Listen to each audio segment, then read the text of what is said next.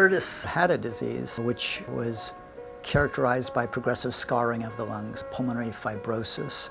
It really robs people of their quality of life, that they become essentially respiratory cripples. They can do very little. They're on high amounts of oxygen and fighting for every breath. Just going out to get my mail was like climbing Mount Everest for me.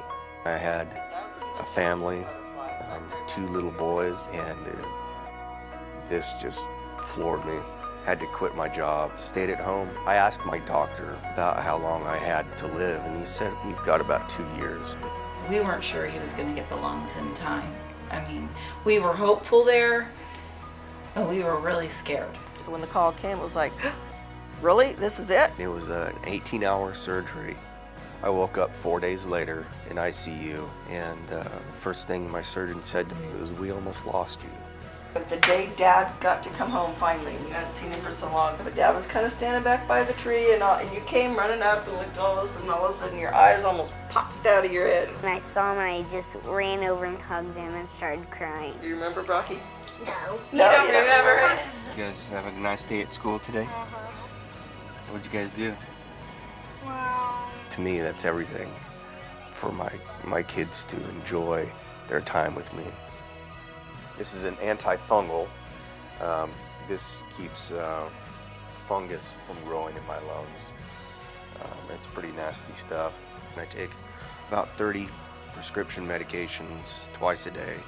I spend about $500 a month on prescription medications, just in copays.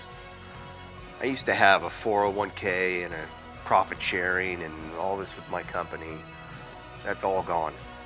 I cashed it out and spent it on living.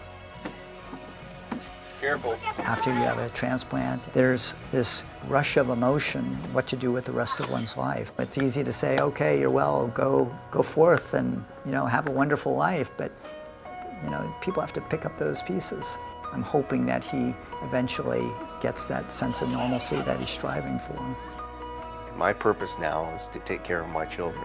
I'm still here, and that's the best thing that I can think of, is to be here for my kids.